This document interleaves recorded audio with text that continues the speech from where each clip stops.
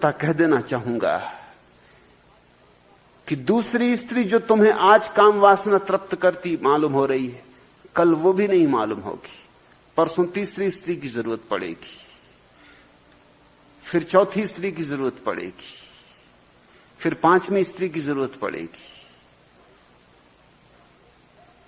क्योंकि काम वासना तृप्त होना जानती ही नहीं। कोई वासना तृप्त होना नहीं जानती। वासना दुष्पूर है। बुद्ध का यह वचन सदा स्मरण रखने योग्य है। वासना दुष्पूर है। वासना भरती ही नहीं कभी। लाख भरो, खाली की खाली रह जाती। एक सूफी कहानी है।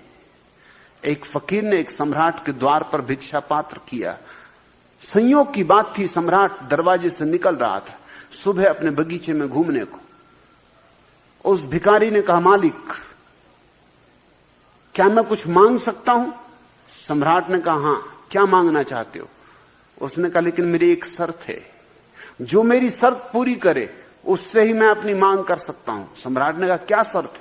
भिखारी मैंने बहुत देखे, लेकिन सशर्त भिखारी तुम पहली बार हो, क्या तुम्हारी शर्त है? सम्राट भी उत्सुक हुआ। उस भिखारी ने कहा, मेरी शर्त यह है कि अगर कुछ भी आप मुझे देना चाहें तो मैं लेने को राजी हूं, लेकिन मेरा भिक्षा पात्र पूरा भरना पड़ेगा। सम्राट भी हंसने लगा। उसने कहा, तूने मुझे भिखारी समझाया क्या? सिर्फ उस भिखारी को दिखाने के लिए कि मैं कौन हूं, उसने अपने वजीर को कहा जो पीछे आ रहा था कि इसके भिक्षा पात्र को स्वर्ण असरफियों से भर दो। उस फकीर ने कहा, एक बार पुनः सोच लें, मेरी शर्त याद रखें, फिर मैं शर्त पूरा हुए बिना हटूंगा नहीं यहां से। मेरा भिक्षा पात्र भरना चाहिए। सम्राट ने कहा, पागल चुप रहे, तेरा भिक्षा पात्र जरा सा भिक्षा पात्र लिए खड़ा है, इसको हम नहीं भर सकेंगे। स्वर्ण असरफियां डाली गई और सम्राट हैरान हुआ कि ये तो झंझट हो गई। जैसे ही स्वर्ण असरफियां उसमें गिरे, वो न मालूम कहां खो जाएं। भिक्षा पात्र खाली का खाली। मगर सम्राट भी जिद्दी था और एक भिखारी से हारे, सम्राटों से नहीं हारा था। हार उसने जानी नहीं थी जिंदगी में। जीत ही उसका एकमात्र अनुभव था। उसने कहा, आज मैं हूं और ये भिखारी, सारा खजाना डाल दो। खजाने अकूत थे, मगर सांझ होते होते खाली हो गए। हीरे जवाहरात डाले गए, मोती डाले गए, स्वर्ण मुद्राएं डाली गईं, चांदी की मुद्राएं डाली गईं, सब खत्म होता चला गया, सब खत्म होता चला गया। सांझ होते होते सम्राट की हालत भिखारी की हो गई और सारी राजधानी इकट्ठी हो गई ये देखने को। खबर आग की तरह फैल गई कि एक भिखारी, पता नहीं क्या, कैसा जादू है उसके भिक्षा पात्र में। आखिर सम्राट सांझ को उसके पैरों पर गिर पड़ा और उसने कहा, मुझे क्षमा करो, मैं तुम्हें पहचान नहीं पाया, मैं तुम्हारे इस जादू से भरे पात्र को भी नहीं पहचान पाया। मेरे अहंकार को माफी दे दो, मुझ पर दया करो। मुझे ये शर्त स्वीकार नहीं करनी थी। शर्त सुन के ही समझ लेना था कि कुछ गड़बड़ होगी। क्या मैं पूछ सकता हूं? मैं हार गया, मैं शर्मिंदा हूं अपनी अकड़ के लिए। लेकिन क्या मैं इतना जान सकता हूं, क्योंकि ये जीवन भर मेरे मन में जिज्ञासा रहेगी, इस भिक्षा पात्र का जादू क्या है? उस भिखारी ने कहा, इसमें कोई जादू नहीं, इससे मैंने आदमी की वासनाओं से निर्मित किया है। इसमें ताने बाने आदमी की वासनाओं के बुने। यह आदमी का हृदय है, यह आदमी का मन है। इसमें भिक्षा पात्र में कुछ खूबी नहीं। यह भिक्षा पात्र साधारण है, बस इसके ताने बाने विशिष्ट हैं। वे ही ताने बाने जिनसे तुम्हारा हृदय बना है। तुम्हारा भिक्षा पात्र भरा? जैसे बिजली कौंध गई, सम्राट को दिखाई पड़ा कि निश्चय ही उसका भिक्षा पात्र भी खाली रह गया है। जीवन तो हो गया, अभी भी दौड़ जारी है। मौत करीब आने लगी, दौड़ जारी है। हाथ खाली के खाली है। इतना बड़ा साम्राज्य, मगर तृप्ति कहां? तो श्री मोदी, स्मरण रखना, कोई स्त्री तुम्हारी काम वासना को तृप्त नहीं कर पाएगी। वासनाएं तृप्त होती ही नहीं। इसलिए इस भ्रांति में मत रहना कि मैं ये कह रहा हूं कि इस तरह तुम्हारी वासना तृप्त हो जाएगी। इतना ही होगा कि इससे तुम्हें एक सजगता मिलेगी कि कोई स्त्री तुम्हारी वासना को तृप्त नहीं कर सकती। इस विवाह ने एक धोखा पैदा कर दिया है। विवाह का सबसे बड़ा धोखा जो है, मैं दुनिया से विवाह को विदा कर देना चाहता हूं, और उसका कारण तुम जान के चकित होगे। उसका कारण यह कि अगर दुनिया से विवाह विदा हो जाए तो इस दुनिया को धार्मिक होने के लिए रास्ता खुल जाए। विवाह के कारण यह भ्रांति बनी रहती कि इस स्त्री में मैं उलझा हूं, इससे फंसा हूं, इसलिए वासना तृप्त नहीं हो रही। काश मुझे मौका होता, इतनी सुंदर स्त्रियां चारों तरफ घूम रही तो कब की वासना तृप्त हो गई होती। वह भ्रांति, मगर वो भ्रांति बनी रहती विवाह के कारण। दूसरे की स्त्री सुंदर मालूम पड़ती, दूसरे के बगीचे की घास हरी मालूम पड़ती, और दूसरे की स्त्री जब घर के बाहर निकलती तो बंठन के निकलती। तुम्हें तो उसका बाहरी आवरण दिखाई पड़ता।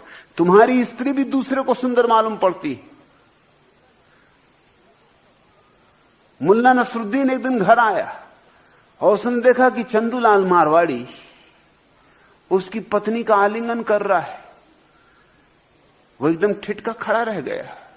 चंदूलाल बहुत घबराया। चंदूलाल ने समझा कि मुल्ला एकदम गुस्से में आ जाएगा, बंदूक उठा लेगा, लेकिन ना उसने बंदूक उठाई ना गुस्से में आया। चंदूलाल के कंधे पे धीरे से हाथ मारा और कहा, जरा मेरे पास आओ। बगल के कमरे में ले गया और बोला, मेरे भाई, मुझे तो करना पड़ता, तुम क्यों कर रहे हो? तुम्हें क्या हो गया? तुम्हारी बुद्धि मारी गई है? मेरी तो मजबूरी है, क्योंकि मेरी पत्नी, सो रोज मुझे आलिंगन भी करना पड़ता और रोज कहना भी पड़ता है कि मैं तुझे बहुत प्रेम करता हूं, बस तुझे ही चाहता हूं, जी जान से तुझे चाहता हूं, मेरी जान, जन्म जन्म तुझे चाहूंगा। मगर तुझे क्या हो गया मूर्ख? और हमने तो सुना था कि मारवाड़ी बड़े होशियार होते, मगर नहीं, तू नपट गधा है।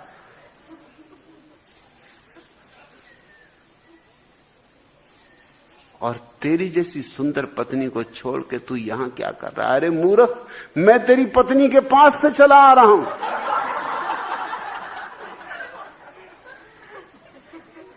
चंदूलाल ने कहा कि भैया तूने मुझे भी माफ कर दिया।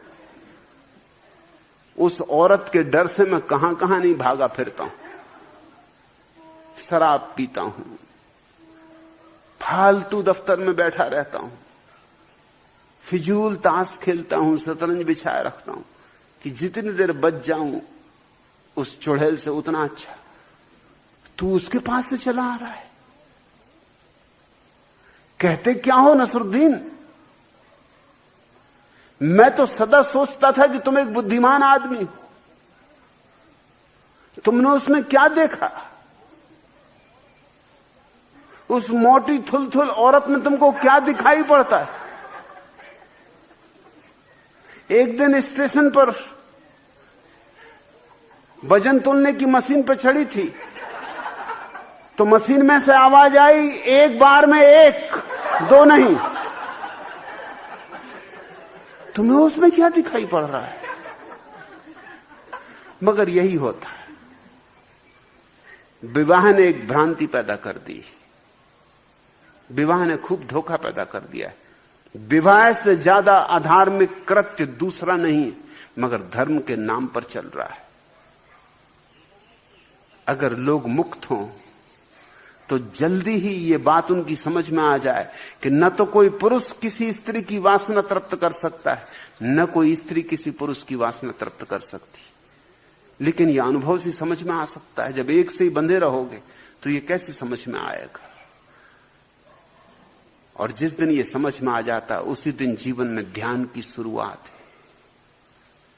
उसी दिन जीवन में क्रांति है। उसी दिन तुम वासना के पार उठना शुरू होते हो। ध्यान है क्या? ध्यान यही है कि मन सिर्फ दौड़ाता है, भरमाता है, भटकाता है मृग मरीचिकाओं में,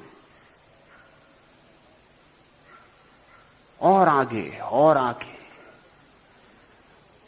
क्षितिज की तरह। ऐसा लगता है अब तृप्ति, अब तृप्ति, जरा और चलना है, थोड़े और क्षितिज कभी आता नहीं, मौत आ जाती, तृप्ति आती नहीं, कब्र आ जाती। ध्यान इस बात की सूझ है कि इस दौड़ से कुछ भी नहीं होगा, ठहरना है, मन के पार जाना है, मन के साक्षी बनना है। श्री मोदी अगर सच में ही चाहते हो कि वासना से तृप्ति, मुक्ति, वासना के जाल से छुटकारा हो जाए, तो न तुम्हारी पत्नी दे सकी है, न किसी और की पत्नी दे सकेगी, न कोई वैश्या दे सकेगी, कोई भी नहीं दे सकता है। यह कर्त्य तो तुम्हारे भीतर घटेगा। यह महान अनुभव तो तुम्हारे भीतर शांत, मौन, शून्य होने में ही संभव हो पाता है। मगर जब तक यह ना हो तब तक मैं दमन के पक्ष में नहीं हूं। मैं कहता हूं तब तक जीवन को जियो, भोगो। उसके कष्ट भी हैं, उसके क्षणभंगुर सुख भी हैं, कांटे भी हैं, फूल भी हैं, वहां दिन भी हैं और रातें भी हैं वहां। उन सबको भोगो। उसी भोग से आदमी पकता है और उसी पकने से, उसी प्रौढ़ता से एक दिन छलांग लगती ध्यान में। अपनी पत्नी को भी कहो कि सच्चाई क्या है, उससे भी पूछो कि उसकी सच्चाई क्या है। जिनसे हम जुड़े हैं कम से कम उनके प्रति हमें प्रामाणिक होना चाहिए, ऑथेंटिक होना चाहिए, और उनको भी मौका देना चाहिए कि वो प्रामाणिक हों। प्रेम का पहला लक्षण यह है कि जिससे हमारा प्रेम का नाता है उसके साथ हमारी प्रामाणिकता होगी। हम उससे सत्य कहेंगे, और सत्य शुरू में चाहे कितना ही कड़वा मालूम पड़े, पीछे सदा मीठा है। बुद्ध ने कहा है झूठ पहले मीठा, पीछे जहर, और सत्य पहले कड़वा, फिर पीछे अमृत। सत्य से मत डिगना, किसी कीमत पर मत डिगना, कोई समझौता सत्य के संबंध में मत करना, और अपने सत्य को जीना, क्योंकि जीवन तुम्हारा है, तुम्हारी पत्नी का नहीं, और पत्नी का जीवन उसका है, तुम्हारा नहीं। दोनों जियो, दोनों अनुभव करो, दोनों पहचानो, दोनों परखो, और धीरे धीरे तुम पाओगे कि जब तक वासना है तब तक हम बचकाने, तब तक हमारे जीवन में प्रौढ़ता नहीं, मगर हम बचकाने रह जाते। उसका कारण हमको अनुभव ही नहीं करने दिया जाता। अनुभव के बिना कोई कभी प्रौढ़ नहीं होता। उम्र तो बढ़ जाती मगर मन बचकाना रह जाता। पहले महायुद्ध में पहली बार मनोवैज्ञानिकों को यह पता चला कि आदमी की औसत उम्र 12 साल है। पहली दफा बड़े पैमाने पर इस बात की जांच पड़ताल की गई कि लोगों की मानसिक उम्र क्या है, तो बहुत हैरानी की बात थी, चकित हो जाने वाली बात थी। 80 साल के बूढ़े की भी उम्र 12 साल है। मानसिक उम्र इससे ज्यादा नहीं बढ़ पाती। ये बड़ी दुर्घटना है। तो फिर खेल खिलौनों में हमारा रस रहता है, और इसको हम दमन करते जाएं तो फिर वो रस हमारा जाएगा नहीं, वो बना ही रहेगा। फिर हम क्या क्या तरकीबें नहीं निकालते। फिर अश्लील साहित्य है, पोर्नोग्राफी की किताबें हैं, पत्रिकाएं हैं, गंदी बेहुदी। गीता में और बाइबल में छिपा के लोग प्ले बॉय देख रहे हैं।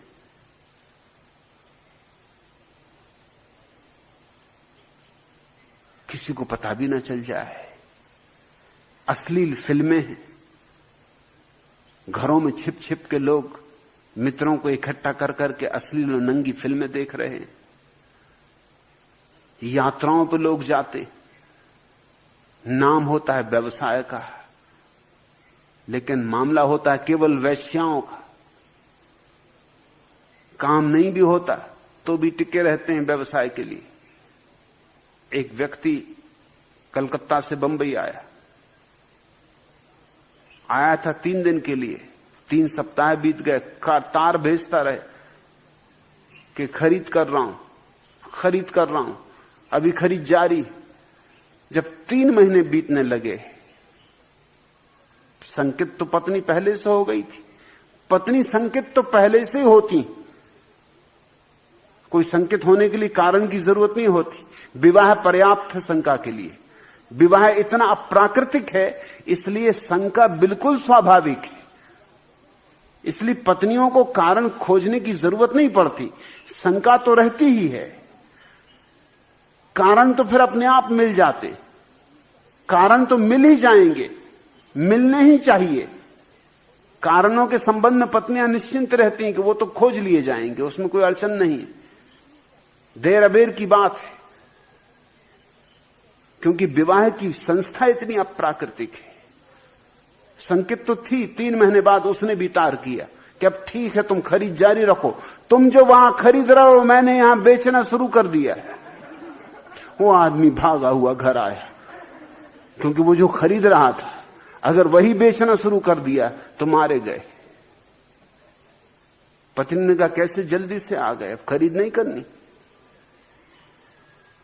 कब तक खरीदोगे तुम? फिर मैं बेचूंगी भी यहां, वही जो तुम खरीदोगे वही यहां बेचूंगी।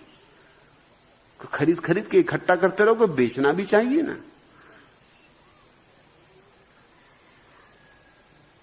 शंका स्वाभाविक है, संदेह स्वाभाविक है। ये तथाकथित हमारा प्रेम बड़े संदेहों से भरा हुआ है।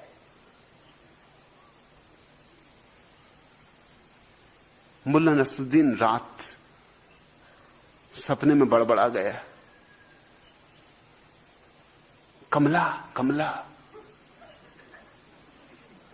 और पत्नियां तो जागती रहती, रात तो बिल्कुल बैठी रहती कि क्या बकता रात देख ले। उसी वक्त हिलाया, कहा ये कमला कौन? मगर पति भी होशियार है, नींद में भी इतनी होशियारी रखते हैं उन्हें, कोई नहीं घबरा तू, ये घोड़ी का नाम है, रेस कोर्स की घोड़ी, उसमें मैं दांव लगाने की सोच रहा हूं, वही मेरे दिमाग में चल रही। मगर पत्नी को इतने आसानी से भरोसा तो नहीं आता। उसने कहा ठीक है। शाम को मुल्ला के दफ्तर उसने फोन किया कि वो रेस कोर्स की घोड़ी कमला ने फोन किया है,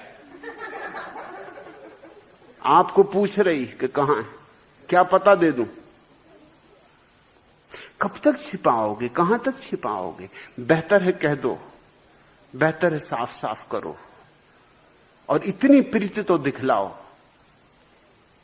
इतना स्नेह तो जतलाओ, इतना भरोसा तो दिखलाओ, और स्मरण रखो कि दूसरे को भी इतनी ही स्वतंत्रता दो। स्वतंत्रता के फल मीठे, सत्य के फल मीठे, लेकिन अंत में, शुरू में कड़वे। शुरू की कड़वाहट से मत डर जाना, और अंततः तुम्हारे ये सारे अनुभव तुम्हें ध्यान में ले आएंगे। यहां मैंने अपने आश्रम में सारी तरह की चिकित्साओं की व्यवस्था की। यहां कोई 100 चिकित्सा के समूह काम कर रहे हैं, 100 चिकित्सा पद्धतियां काम कर रही हैं। उनमें सब है चिकित्सा पद्धतियों में, जिसका जो रोग हो, जिसका जहां मन अटका हो। जिससे अगर किसी का मन काम वासना में अटका है तो उसे मैं तंत्र की चिकित्सा पद्धति में भेजता हूं। तंत्र से गुजर के ही फिर वह ध्यान कर पाता, उसके पहले नहीं कर पाता। क्योंकि वो ध्यान करे क्या, ध्यान करे कैसे?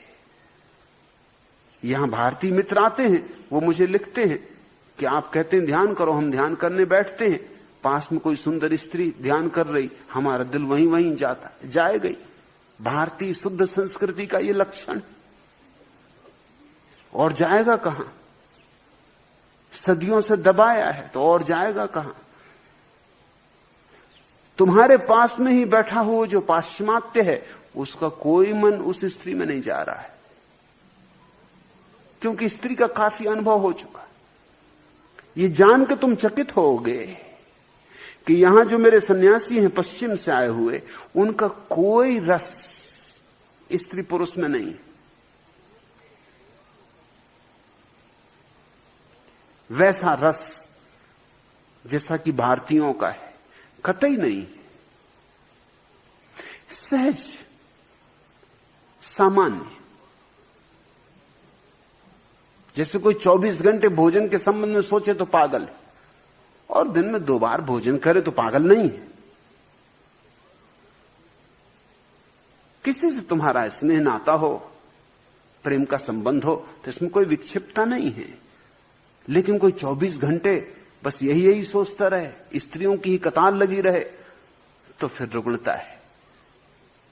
मगर तथाकथित संस्कृति और तथाकथित धर्म और तथाकथित महात्माओं ने तुम्हें जो दिया है, वो यही उनकी वसीयत है। इस वसीयत में तुम सड़ रहे हो।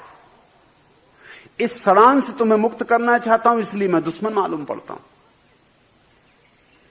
मेरे पास लोग आते हैं, निजी तौर से स्वीकार करते हैं कि आप जो कहते हैं ठीक है, आप जो कहते हैं 100% ठीक है, लेकिन उनमें से एक भी सामूहिक वक्तव्य नहीं देता मेरे पक्ष में। मेरे विपक्ष में लिखने वाले हजारों लोग हैं, मेरे पक्ष में लिखने वाले मुश्किल से कोई। मामला क्या है? और जो भी मेरे पक्ष में लिखते हैं वो मेरे सन्यासी हैं, दूसरा कोई मेरे पक्ष में नहीं लिखता। दूसरे मुझे पत्र लिखते हैं कि आप जो कहते हैं बिल्कुल ठीक है, उचित कहते हैं, लेकिन हम इसको सार्वजनिक रूप से स्वीकार नहीं कर सकते, क्योंकि हम इसको सार्वजनिक रूप से स्वीकार करें तो हमारी प्रतिमा धूमिल होती। यहां आने की हिम्मत नहीं पड़ती। यहां लोग आते हैं, छिप के आते। श्री मोदी को तो मैं हिम्मतवर कहूंगा, वो प्रतिष्ठित व्यक्ति हैं, मोदी मिल्स के मालिक हैं। मैं उनके साहस का धन्यवाद करता हूं कि उन्होंने हिम्मत पूर्वक ये प्रश्न पूछा। अब और थोड़ी हिम्मत जुटाओ, अपनी पत्नी को भी साफ करो, अपनी पत्नी को भी यहां ले आओ। अगर तुम साफ न कर सको तो मैं साफ करूंगा। दोनों मुक्ति में जियो और तुम पाओगे तुम्हारा प्रेम इस मुक्ति में बढ़ेगा, फलेगा, गहरा होगा, और जल्दी ही तुम दोनों ही ध्यान की तरफ अपने आप आकर्षित हो जाओगे। अगर व्यक्ति सहज स्वाभाविक जिए तो ध्यान अनिवार्य परिणति है, अपरिहार्य। जीवन की प्रत्येक नदी जैसे सागर की तरफ ले जाती, ऐसे जीवन की प्रत्येक वासना ध्यान की तरफ ले जाती। अगर हम वासना को कहीं रोक ना दें, रोक न तो तालाब बन जाती, तालाब बना तो सागर से संबंध टूट गया। फिर सड़ना है, फिर कीचड़ है, फिर गंदगी है, फिर गति नहीं, फिर प्रवाह नहीं। मैं चाहता हूं तुम सरिताओं की तरह हो, सरोवरों की तरह नहीं, ताकि सागर को पाया जा सके। सागर को पाने में ही जीवन की धन्यता है, सौभाग्य है।